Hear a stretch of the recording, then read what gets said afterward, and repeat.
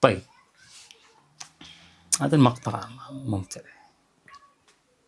الذين يجتنبون كبائر الإثم والفواحش إلا اللمم إن ربك واسع المغفرة هو أعلم بكم إذ أنشأكم من الأرض وإذ أنتم أجنة في بطون أمهاتكم فلا تزكوا أنفسكم هو أعلم بمن اتقى. والله تشتهي تكون معهم يا أخي، تشتهي تكون معهم.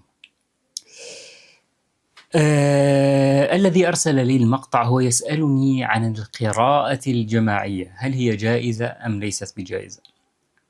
فكثير من أهل العلم يقول بأنها لا تجوز، وقلة وخاصة المعاصرين من المغاربة يقولون بجوازها. من باب التعليم ومن باب المراجعة لا بأس، لكن من باب التعبد الأصل أن الإنسان إما تالي أو سامع. الطريقة هذه كتعبد هذه مكروهة، وكرهها المالكية وغيرهم. لكن يعني من باب مراجعة الحفظ وتعويد الأطفال على التلاوة وما شابه ذلك، المراجعة بشكل عام جائزة. إلا أننا دائما ننبه حتى على مسألة الطريقة. شوف الآن ما أجملها، ما تشتهي تكون معهم؟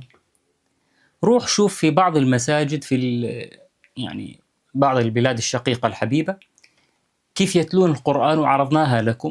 الذي يقرأ كأنه يقرأ طلاسم. الله فلا تزلوها ومن يتعدى حدود الله فأولئك هم الظالمون، وإن طلقها فلا تحل له من بعد حتى تنكح زوجها، وإن طلقها فلا جناح عليهما أن يتراجعا إن ظنا أن يقيما حدود الله، وتلك حدود الله يبينها. وهؤلاء لسه في غيرهم من إذا سمعته لا تفهم ماذا يقرأ. فهذه نحن حتى الأسلوب بنفسه غير مسألة إنه القراءة الجماعية والانتقاد عليها، الأسلوب بنفسه غلط.